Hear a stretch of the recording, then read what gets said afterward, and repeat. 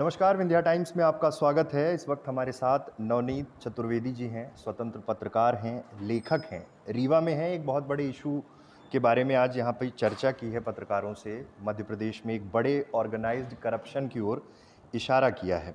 उन सब मुद्दों पर बात करेंगे, लेकिन पहले नवनीत जी से बात करेंगे। जियो पॉलिटिक्स, ये किताब, ये कॉन्सेप्ट कैसे ध्यान में आया, जहन में आया कि इस तरह से कोई बुक लिखनी चाहिए?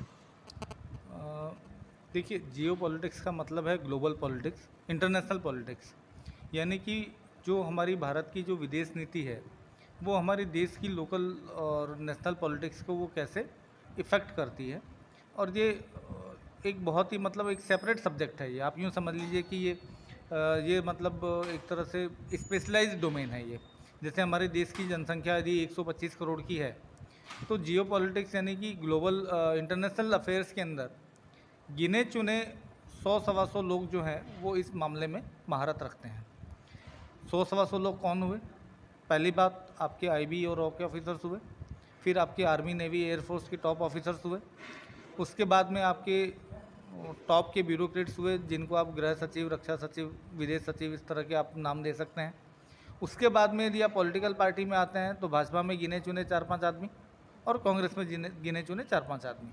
इस तरह से आप लिस्ट बनाएंगे तो 100 आदमी में जाके ये लिस्ट आपकी ख़त्म हो जाएगी, जिन लोगों को इन सब चीज़ों की समझ होती है। अब क्या होता है कि हमें देखना पड़ता है कि ग्लोबल पॉलिटिक्स में इसका इम्पैक्ट क्या होता है। तो ग्लोबल पॉलिटिक्स का हमारे देश में क्या इम्पैक्ट आया, उन सब चीज़ों को समझने के लिए आपको देश की हालात को 1947 से भी समझना पड़ेगा, 1947 से पहले भी समझना पड़ेगा, 1970 के हालात समझने पड़ेंगे, उसके बाद वाले भी आपको हालात समझने पड़ेंगे। तो एक बहुत ही एक ये स्पेशलाइज सब्जेक्ट है, जिसको मतलब मैंने देखा जाए तो मुग़ल सम्राट जहांगीर के टाइम से मैंने इसको समझना शुरू किया इसको, और वहाँ से चलते चलते और ग्लोबल इक्वेशंस को समझते हुए फिर मैं यहाँ पे आया। और इसके बेसिस पे मतलब जो मेरी किताब है जियो पॉलिटिक्स, इसमें मतलब मेनली मैंने ये जो क्लेम किया है कि 2014 और 2019 हमारे जो दोनों लोकसभा के जो चुनाव हुए हैं, वो फॉरेन इंटेलिजेंस एजेंसीज ने एक तरह से मैनिपुलेट किए हैं जिताने वाली पार्टी भाजपा की फेवर में।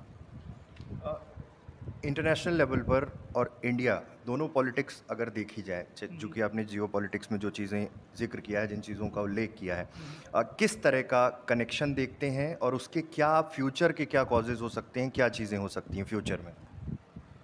देखिए, फ्यूचर की कॉजेज ये होते हैं कि जब ईस्ट इंडिया कंपनी आई, उस टाइम मुग़ल सम्राट जहांगीर थे। तो जहांगीर को कभी सपने में भी ये ख्वाब नहीं होगा कि आज के 200 साल बाद में उन्हीं के वंशज लाल किले से दफ़ा कर दिए जाएंगे और ये यहाँ पे आके जम जाएंगे। उन्होंने सोचा कि ये एक व्यापारी हैं और हम इनको व्यापार करने की अनुमति दे रहे हैं। आज जो हमारी सरकार है, जो लिबरलाइजेशन और ग्लोबलाइजेशन का कह के जो एफडीआई लेके आ रही हैं, तरह तरह करके विदेशी निवेश लेके आ रही हैं, तो ये ईस्ट इंडिया कंपनी रिटर्न्स का काम कर रहे हैं। आज आप कहेंगे कि हमारे पास में इतनी बड़ी आर्मी है, इतनी बड़ी फोर्स है, हम ये विश्व की महाशक्ति हैं, हम महागुरु हैं, ये हैं वो हैं, ये हमारा क्या कर लेंगे।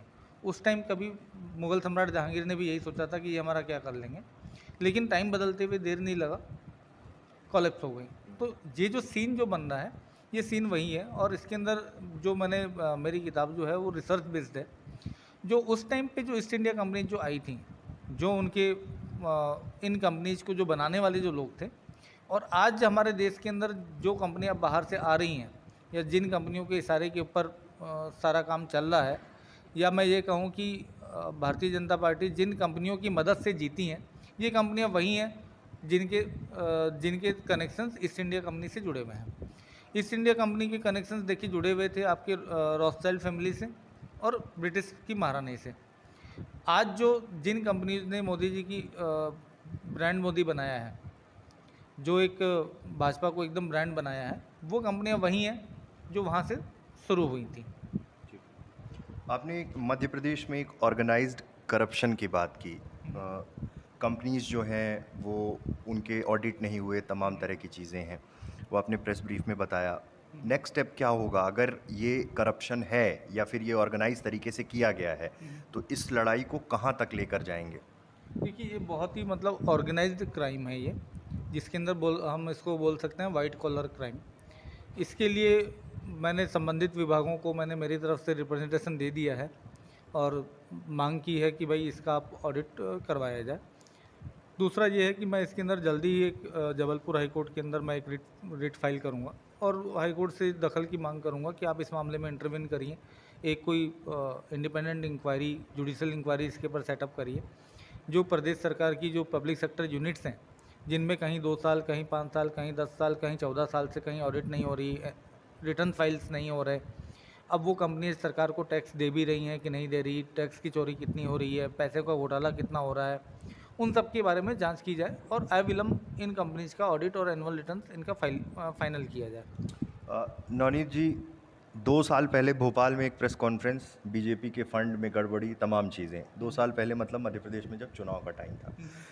15 महीने बाद सरकार फिर से बदल गई, फिर भाजपा की सरकार है, अब आप फिर से एक इशू को लेकर आए। ये 2 साल का में जो 15 महीने का गैप था, उस समय क्या कोई इशू नहीं रेस किया, या फिर कहीं ना कहीं ये एलिगेशन भी लगते होंगे कि प्रो कांग्रेस या प्रो अपोजिशन जो है उसके फेवर की चीज़ें आप कर रहे हैं? देखिए, मेरे पर बहुत सारे लोग प्रो कांग्रेस का एलिगेशंस लगा देते हैं, लेकिन मैं सीधा सीधा एक ही बात कहूँगा कि मैं प्रो हूँ, लेकिन प्रो किसके लिए हूँ? मैं आम जनता के लिए प्रो हूँ, मैं निष्पक्ष नहीं हूँ, मैं आम जनता के लिए बात कर रहा हूँ। आज भी मैं जो बात कर रहा हूँ, मैं यही कर रहा हूँ कि पब्लिक का पैसा है, पब्लिक मनी है, पब्लिक मनी का अकाउंटिंग नहीं हो रही, तो मैं पब्लिक मनी के लिए बात कर रहा हूँ। 2 साल पहले जब मैंने भोपाल में बोला था, तब मैंने बोला था कि भाजपा के पार्टी फंड में से पैसा चोरी हो रहा है, और मेरा मेन मुद्दा ये नहीं था भाई उनकी पार्टी, उनका फंड मर्जी है जो करें, लेकिन उनकी पार्टी में फ़ंड दे कौन रहा है? उनकी पार्टी में फ़ंड तो आप जैसे, मेरे जैसे, या जो कॉरपोरेट्स हैं वही तो फंड दे रहे हैं ना। और जब एक आदमी अपने पार्टी फंड में से यदि चोरी कर रहा है, तो वही आदमी जब सरकार में है तो सरकार के फंड में से क्या करेगा?